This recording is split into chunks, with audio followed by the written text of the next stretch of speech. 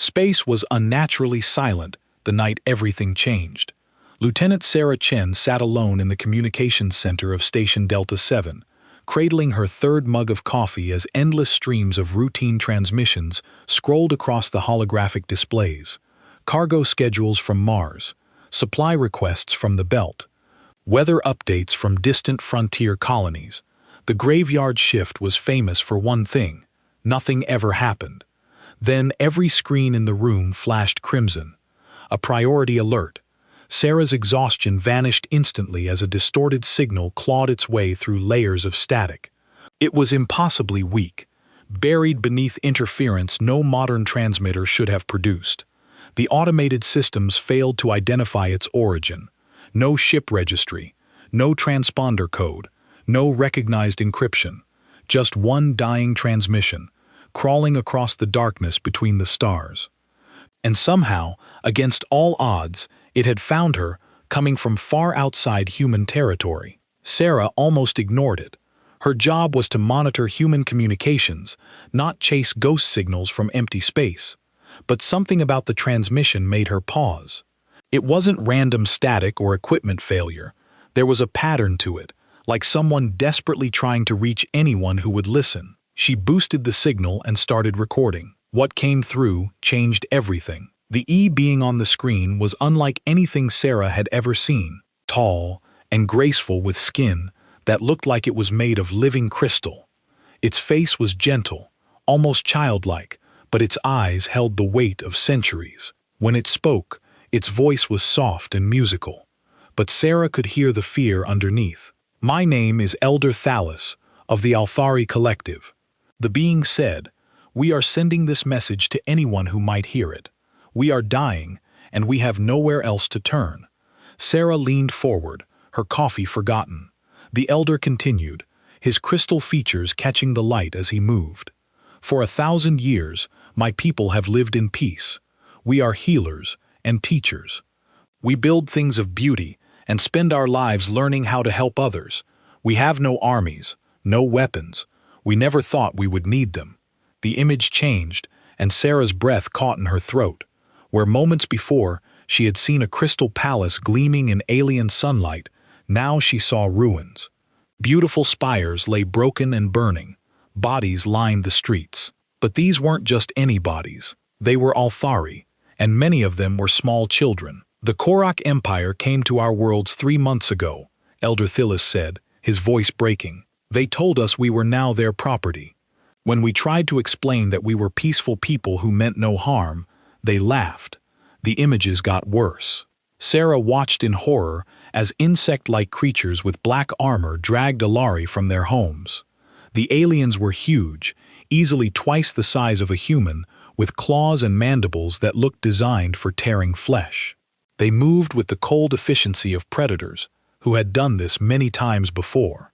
"The Korakak do not just conquer," the elder explained. "They enjoy causing pain. They have taken our children and used them for experiments. They force our healers to watch as they torture the patients we spent lifetimes learning to cure. 6 of our colonies are gone. Every day, more of our people disappear into their ships." Sarah's hands clenched into fists as she watched footage of Korak soldiers herding Althari children into metal cages. The children were crying, calling for parents who would never come. The elder's image returned, and Sarah could see that he was crying too. Crystal tears rolled down his face like liquid starlight. "We sent messages to the Galactic Council begging for help. They told us they cannot interfere in internal disputes. We contacted the Zen Empire, the Crystalline Federation, even the trade guilds. Everyone says they are sorry, but they cannot risk war with the Korak." The old alien looked directly into the camera, and Sarah felt like he was looking right at her. "This is our final transmission from Vithera Prime, our home world. The Korak will be here soon. We have no weapons to fight them with. We can only heal and create in love. If there is anyone out there who still believes that innocence deserves protection, if there is anyone who thinks that mercy and kindness should not be crushed by cruelty, please help us." The image flickered, and Sarah could hear explosions in the background. The Eller's palace was shaking. "We do not ask you to die for us. We only ask that you remember us. Remember that we tried to make the galaxy a better place. Remember that some of us believed in hope until the very end." The transmission cut to static. Sarah stared at the blank screen for a long moment. Then she replayed the message. Then she played it again. She had seen war before. She had grown up hearing stories from her grandfather about the Centauri Rebellion, where humans had fought other humans over mining rights and territory. She knew that the galaxy was a dangerous place, where the strong took what they wanted from the weak. But this was different. The Althi weren't soldiers or politicians or criminals. They were healers, and teachers and artists. They were parents trying to protect their children. They were everything good about civilization, and monsters were destroying them for sport. Sarah's hands were shaking as she opened a new communication channel. She uploaded the Ellers' message and added her own note. Priority transmission to Earth Command. Genocide in progress. Innocents being slaughtered. Request immediate action. She hesitated for a moment, then added one more line. This is unacceptable. The message raced across space, jumping from relay station to relay station, carrying the Ellers' plea toward Earth. But Sarah knew it would take time to reach the right people, and time was something the Alari didn't have. She pulled up the galaxy map and looked at the coordinates the Elder had provided. Velar Prime was far from human space in a region controlled by ancient empires that barely acknowledged humanity's existence. The journey would take weeks, even with the fastest ships. By the time any help arrived, would there be anyone left to save? Sarah thought about the children in the cages. She thought about Elder Thalus's crystal tears. She thought about her own little brother, Tommy, who was probably asleep in his dorm room at the Naval Academy on Mars, dreaming about his graduation next month. What if it had been human children in those cages? What if it had been Earth burning while aliens laughed at human pleas for help? She opened another channel and began recording her own message. This is Lieutenant Sarah Chen at Station Delta 7. I'm sending this to every human military installation, every colony, every ship in space. You need to see this transmission. You need to see what's happening to the Alari. And then you need to ask yourself one question. What kind of people are we if we let this happen? She attached the Ellers' message and sent it out on every frequency she could access.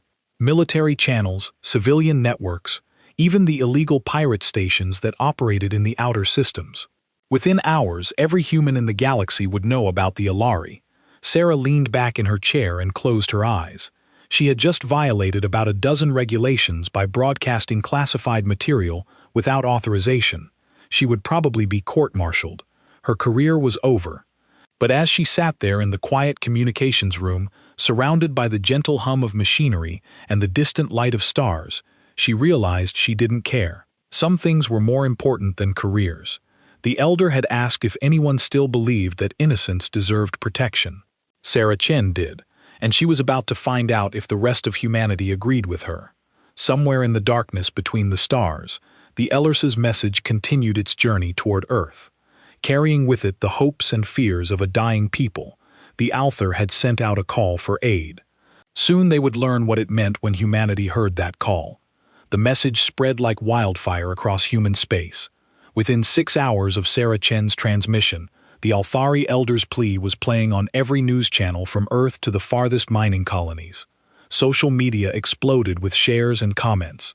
Military bases buzzed with angry conversations. In homes across the galaxy, human families gathered around screens to watch the gentle crystal beings beg for help. The reaction was immediate and universal rage. On Earth, President Elena Vasquez was woken at 3 o'clock in the morning by her chief of staff. She watched the Elders' message in her pajamas sitting on the edge of her bed. When it ended, she was quiet for a long moment. "How many people have seen this?" she asked. "Everyone, Madam President. The whole human population. Every colony, every station, every ship. It's everywhere." Vasquez nodded slowly. "Good. Schedule an emergency session with the UN Security Council and get me Admiral Webb on the line." 2 hours later, she stood before the cameras in the Oval Office. Behind her, the flags of United Earth hung motionless in the still air. Her face was calm, but her eyes burned with cold fire. "My fellow humans," she began. "Tonight, we learned that there are monsters in the galaxy. We learned that somewhere far from our homes, Aliens who have never hurt anyone are being tortured and killed for entertainment. We learn that the so-called civilized powers of the galaxy have decided to look the other way. She paused, letting her words sink in. For years, other species have called us primitives. They say we're too violent, too aggressive, too dangerous for polite galactic society. They're right about one thing. We are dangerous, but they misunderstand what makes us dangerous. The president's voice grew harder.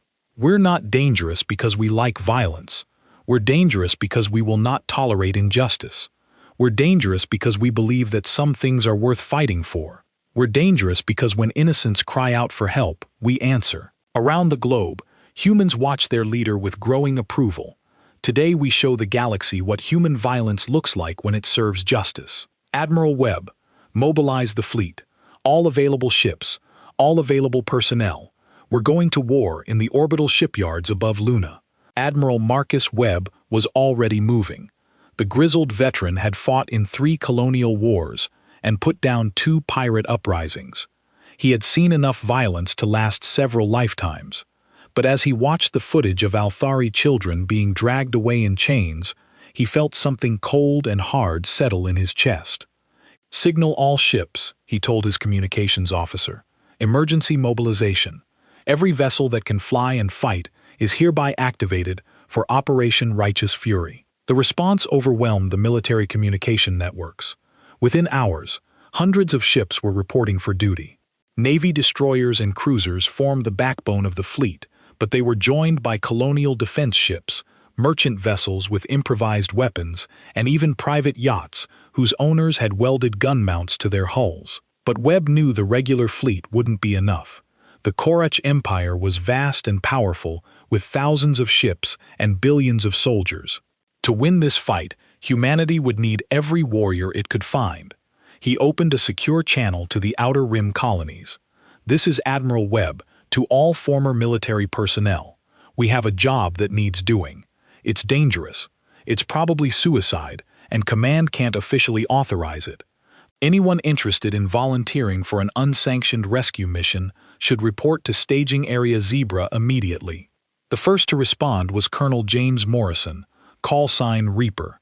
Morrison had been mining asteroids in the Kepler system, working off a sentence for war crimes committed during the Centauri Rebellion. His methods had been too brutal even for the colonial Marines, earning him exiled to the Outer Rim. But as Morrison watched the Alari footage on his mining station's small screen, he smiled for the first time in 3 years. The smile was not pleasant. "Control, this is Reaper. Request immediate transport to Staging Area Zebra. I have some work to finish." Similar responses came from across human space. Retired soldiers climbed out of retirement. Veterans working as freight haulers and security guards abandoned their jobs. The legendary Terran Foreign Legion, officially disbanded after their conduct in the Vega campaign, began reforming in secret. Most shocking of all was the response from General Catherine Koff, known throughout the military as Iron Koff. She had been the youngest general in human history, a tactical genius who had never lost a battle. She had also been quietly forced into retirement after her methods proved too extreme for the UN Ethics Committee. She emerged from her cabin in the Canadian wilderness carrying a single bag and wearing a uniform that hadn't seen daylight in 5 years. "My government considers me too dangerous to command," she told the news crews that had tracked her down. "Perhaps they're right, but there are creatures out there hurting children. And sometimes dangerous is exactly what you need." While the military mobilized, civilian populations across human space reacted with their own form of fury. Protests erupted outside embassies of the galactic powers, who had refused to help the Althari. Trade unions announced boycotts of non-human goods. Children sent their allowances to refugee funds that didn't exist yet, but would be needed soon. On Mars, Naval Academy cadet Tommy Chen watched his sister's unauthorized broadcast for the 20th time. He recognized the look in Sarah's eyes. She had worn the same expression when she found out their neighbor was beating his dog. Sarah had always been the one who couldn't walk past suffering without doing something about it. Tommy looked around at his fellow cadets. They were supposed to graduate in a month, then spend 2 years in training assignments before seeing real action, but the galaxy wasn't going to wait for their education to finish. "Anyone else think we're wasting time here?" he asked. 20 minutes later, the entire senior class was marching toward the base common office, demanding immediate deployment to the war zone. Meanwhile, the galactic community watched humanity's mobilization with growing alarm. The other major powers had assumed humans would file a formal protest, maybe impose some trade sanctions. Instead, they were watching the emergence of the largest military fleet in recent galactic history. The Korak Empire received intelligence reports about human fleet movements and dismissed them. Hive Queen Zakara, the supreme ruler of the Korak, watched holographic displays of human ships with amusement. "Let them come," she clicked to her war council. "These primitives think their crude weapons can challenge our might. We have conquered 100 worlds. We have broken empires that ruled before their planet had intelligent life. What can a few human ships do against the swarm?" Her generals agreed with confident chittering. The Korich had fought the major galactic powers before and always emerged victorious. Humans were newcomers, barely past their own planetary wars. Their technology was primitive, their tactics unsophisticated. This would be a minor distraction before returning to the enjoyable work of breaking Alari spirits. But deep in human space, something unprecedented was happening. For the first time in their history, humans were uniting not for conquest or resources or ideology, but for the simple principle that some things could not be allowed to stand. Admiral Webb stood on the bridge of the UES Vengeance, looking out at the largest fleet humanity had ever assembled. 800 ships of every size and class, carrying the most dangerous military force the galaxy had ever seen. Human beings who had decided that justice required violence. "All ships report ready for jump," his communications officer announced. Webb nodded. "Signal the fleet. Time to show these aliens what happens when you hurt children in front of humans." The fleet vanished into hyperspace, carrying with it the fury of an entire species. Across the galaxy, the Althari huddled in their hiding places, praying to crystal gods for salvation. They had no idea that salvation was already on its way. Armed to the teeth and absolutely furious, the Korak picket ships were the first to die. They hung in space around Velthar Prime like metal spiders, monitoring communications and preventing anyone from leaving the planet. The insectoid crews were relaxed, confident in their superiority. Nothing could challenge the Korak Empire in their own territory. Then space itself seemed to explode. The attack came from beyond sensor range, a cloud of metal death moving at incredible speed. The humans had taken asteroids, strapped fusion engines to them, and turned them into weapons of mass destruction. No shields could stop that much kinetic energy. No armor could deflect solid rock moving at 10% of light speed. The first wave of kinetic kill vehicles smashed through the Korak fleet like bullets through paper. Massive battleships that had terrorized dozens of worlds simply ceased to exist, vaporized in flashes of light that could be seen from the planet's surface. Admiral Webb watched the destruction from his command ship with grim satisfaction. Second wave launch boarding pods.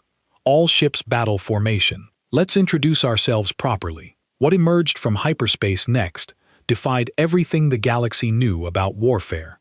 The human fleet wasn't arranged in the neat formations that civilized species used. Instead, it moved like a swarm of angry insects. Ships weaving between each other in patterns that should have caused collisions, but somehow didn't. The Korak responded with their traditional tactics. Their remaining battleships formed defensive lines, ready to trade shots with the human fleet at long range. Their commanders calculated firing solutions and prepared for an honorable battle between warriors. Instead, they got chaos. Human ships didn't follow the rules of galactic warfare. They didn't announce their intentions or demand surrender. They just attacked with a ferocity that bordered on madness. Destroyers dove straight into the teeth of Korfak battle lines.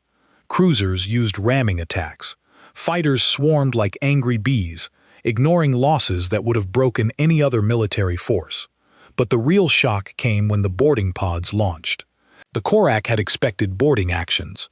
Of course, in civilized warfare, elite troops would dock with enemy ships and engage in formal combat with proper rules and honor codes. What they got instead were crude metal cans full of screaming humans wearing armor that looked like it had been forged in hell. Colonel Morrison led the assault on the Corfic command ship. His pod smashed through the hull in a shower of sparks and debris. Before the Korak defenders could react, Morrison was already moving, his plasma rifle cutting down enemies with mechanical precision. The Corfac soldiers were individually superior fighters. They stood 7 feet tall with natural armor plating and claws that could tear through steel. In single combat, any one of them could probably kill a human, but humans didn't fight fair. Morrison moved through the corridors like death incarnate. When his rifle overheated, he switched to his sidearm. When that ran dry, he drew his combat knife. The Korach had never faced an enemy that would keep fighting even when wounded, bleeding, and outnumbered. Behind him came the rest of his squad, humans who had volunteered for this mission.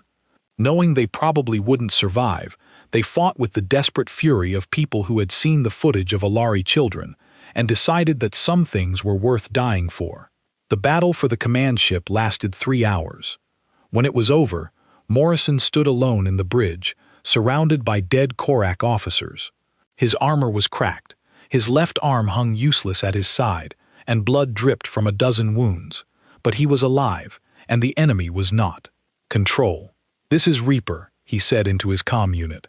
"Package delivered. Command ship is ours." On the planet's surface, the fighting was even more brutal. The Korak had thought their ground forces were unbeatable. They had conquered dozens of worlds, broken armies that outnumbered them 10 to 1. Their soldiers were killing machines, bred for warfare with weapons and tactics refined over centuries of conquest. They had never fought humans. The first sign that something was wrong came when human drop pods started falling like meteors across the planet. The Korak watched with amusement as the crude metal containers smashed into the ground, many of them catching fire from atmospheric entry. "Fools," clicked Commander Jack as he watched the landing through his command sense monitors. "They don't even know how to land properly.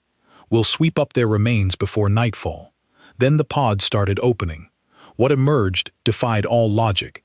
Humans climbed out of wreckage that should have killed them. Some were on fire. Some were missing limbs. Some were clearly dying from their injuries. All of them kept fighting. Staff Sergeant Maria Santos kicked down the door of a Corfac experimentation facility just as Commander Jack was giving his confident assessment. Inside, she found a sight that would haunt her dreams for the rest of her life. A room full of Alari children strapped to tables, their crystal skin dim with pain and terror. For a moment, Santos forgot her military training. She forgot about tactics and rules of engagement and proper procedure. All she could see were the children's faces looking at her with desperate hope. The Corfac guards in the room saw something in her expression that made them step backward. They had tortured thousands of beings across hundreds of worlds, but they had never seen anything like the fury that burned in Santos's eyes. "You touched the kids," she said quietly. The first guard raised his weapon. Santos moved faster than the insectoid creature could track, her rifle sending plasma bolts through its center mass. The second guard tried to run. Santos shot it in the back. The third attempted to grab one of the children as a hostage. That was a mistake. Santos had 2 brothers back on Earth. She had spent her childhood protecting them from bullies and scraped knees and bad dreams. The protective instinct that drove her to join the military in the first place, now focused on the terrified alien children like a laser beam. When the rescue teams arrived an hour later, they found Santos sitting among the freed children, her rifle across her knees, and 17 dead core around the room. She was teaching the young Althari a human lullaby, her voice gentle despite the blood on her armor. Across the planet, similar scenes played out. Human soldiers fought with a combination of tactical skill and righteous fury that broke Corfac morale. They didn't just defeat their enemies, they demolished them with such overwhelming violence that surviving Corfac began to question everything they believed about their own superiority. Private Tommy Chen's moment came when he found an Althari nursery under siege. 50 Korak warriors had the building surrounded, preparing to storm it and capture the children inside for their experiments. Tommy looked at his squad of 12 humans, then at the enemy force that outnumbered them 4 to 1. The smart tactical decision would be to call for backup and wait for reinforcements.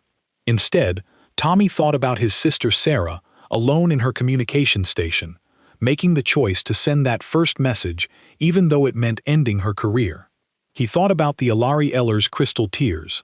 He thought about what his parents had taught him about standing up to bullies. "Okay, people," he told his squad, "we've got kids to protect. Let's show these bugs what humans do to child abusers." The battle was hopeless from the beginning. 12 humans against 50 Korak warriors in a defensive position. But Tommy's squad didn't fight to win. They fought to buy time to protect the children long enough for help to arrive. They made their stand in the nursery doorway, refusing to give ground.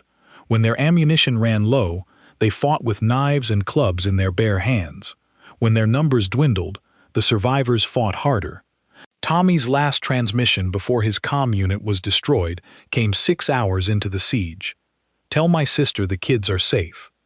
When reinforcements finally arrived, they found Tommy's body in the doorway, surrounded by 37 dead core. The children in the nursery behind him were unharmed, singing a lullaby in their crystal voices. Somehow, in his final hours, Tommy had learned enough of their language to comfort them. The Battle of Valara Prime raged for 3 days. When it ended, the Korak presence on the planet had been completely eliminated. But more importantly, the galaxy had learned something new about humanity. They weren't just warriors. They were something far more dangerous. Humans who had decided that mercy required violence. The galaxy watched in stunned silence as the impossible happened on Valara Prime.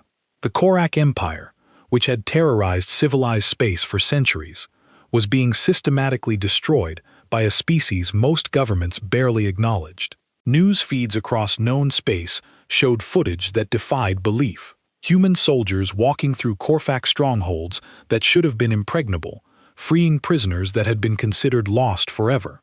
But it was the small moments that truly shocked the watching universe.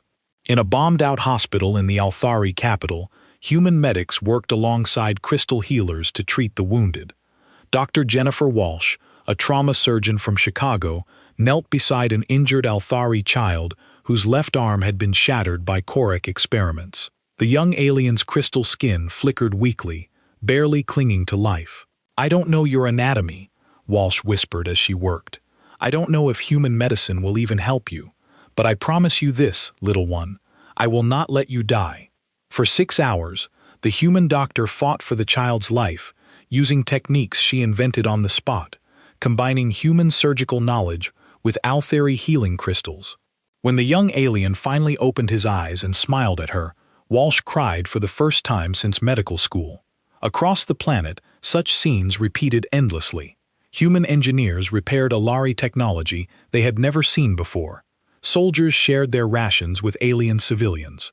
Children from both species played together in the ruins, somehow finding joy even in the midst of war. The most powerful moment came when Captain Sarah Chen finally met Elder Thalas, the being whose desperate message had started everything. The ancient Althari was barely alive.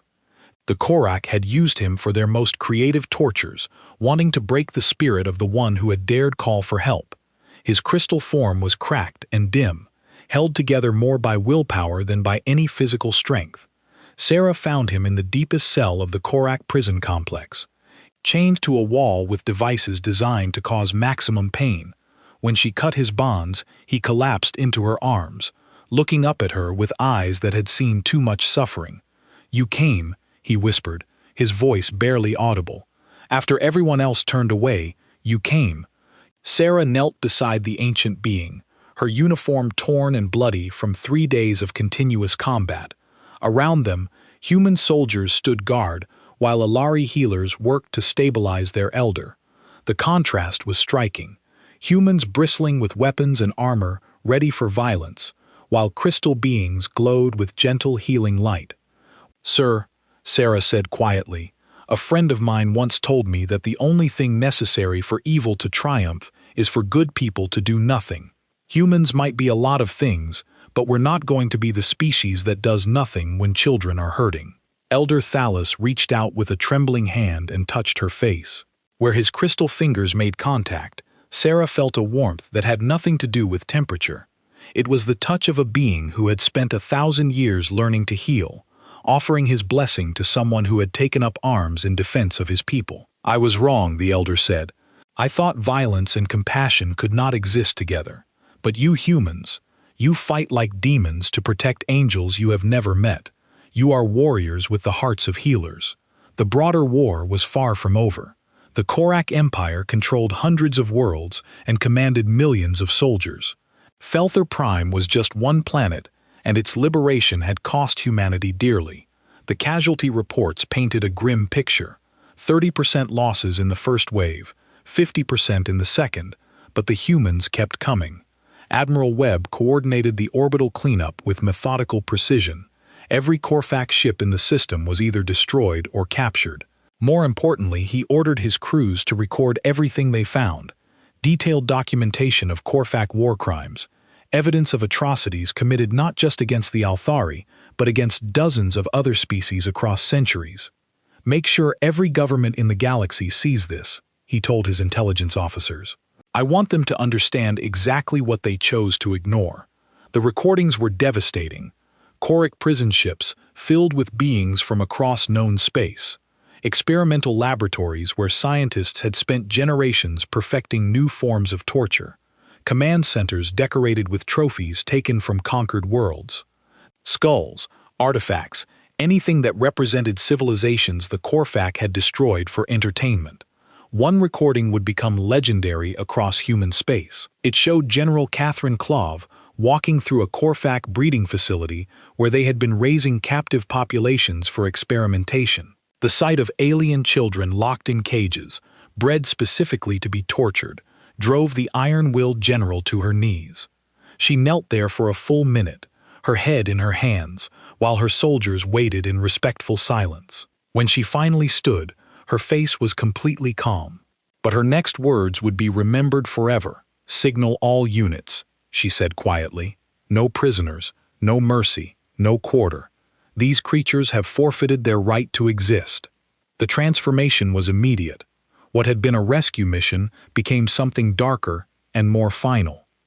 Human forces stopped trying to capture Korak facilities intact. Instead, they systematically destroyed everything the enemy had built, erasing centuries of accumulated cruelty from the galaxy. The Korak leadership finally began to understand what they were facing. This wasn't a normal war where armies fought for territory or resources.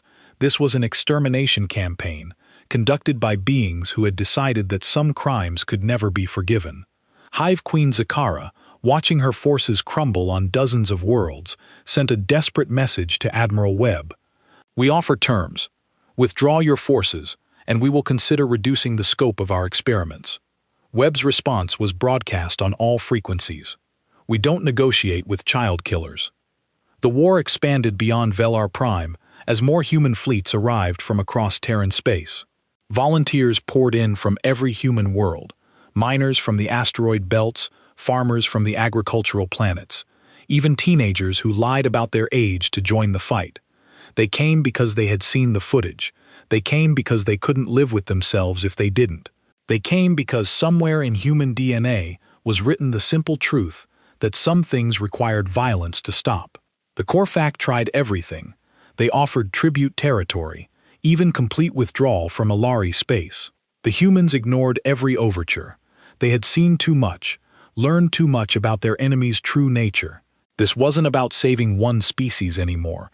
It was about removing a cancer from the galaxy. On Vethera Prime, something beautiful was growing from the ashes of war. Human and Alari worked together to rebuild what had been destroyed. The crystal beings shared their healing knowledge while humans provided engineering expertise and protection. Elder Thalas, his body slowly recovering thanks to combined human and Althari medicine, established the first joint council. We will rebuild together, he announced. Human strength and Althari wisdom, united in the cause of protecting the innocent. The other galactic powers watched these developments with growing alarm. They had assumed the humans would eventually tire of war and negotiate some kind of settlement. Instead, humanity seemed to be settling in for a long campaign of complete Korvax elimination. Emergency sessions were called. Diplomatic protests were filed. Trade delegations offered mediation services. The human response was the same to everyone: stay out of our way. As the fourth day of fighting ended, Reports came in from across Korak space. Human forces had liberated 17 prison worlds, destroyed 43 experimental facilities, and freed over 2 million captives from a dozen different species. But the cost was becoming clear. Human casualties mounted into the hundreds of thousands. Entire units had been wiped out. Ships that had fought in the first wave were held together with spare parts and determination. None of it mattered to the humans. They had seen what the Corps did to children. They had heard the grateful tears of freed prisoners. They had watched Elder Thalos bless human soldiers with crystal light while those same soldiers prepared to die for aliens they had never met. The galaxy was learning a fundamental truth about humanity. They didn't start fights, but once they decided something was worth fighting for, they would burn down the universe before they gave up. 3 months after the first shot was fired at Valara Prime, the Korak Empire began to crumble. The massive military machine that had terrorized the galaxy for centuries was being systematically dismantled by human forces that seemed to multiply with each passing day. Every time the Korak destroyed a human ship, 2 more appeared to take its place. Every time they killed human soldiers, more volunteers arrived from across Terran space. The final assault on Korak Prime began at dawn on a Tuesday. Admiral Webb stood on the bridge of his flagship, looking down at the insectoid homeworld through reinforced viewing ports. The planet was a fortress protected by energy shields that could stop entire fleets and defended by weapon systems that had never been breached. "Signal all ships," Webb ordered. "Today, we finish this." The human fleet that surrounded Korak Prime was unlike anything the galaxy had ever seen. 8,000 ships of every size and class, from massive dreadnoughts to converted civilian transports. But it wasn't just the size of the fleet that impressed observers. It was the fact that every ship flew the same message on their hull. For the children, the battle lasted exactly 72 hours. The humans didn't try to break through the planet's defenses with conventional weapons. Instead, they did what humans always did. They found a way that no one else had thought of. General Klov led the ground assault personally, using captured Korak transport codes to slip past the orbital defenses. Her ships looked like regular supply convoys, just another routine delivery to the Empire's capital world. By the time the Korfak realized their mistake, human soldiers were already landing in the heart of their most secure facilities. What followed wasn't a battle, it was a reckoning.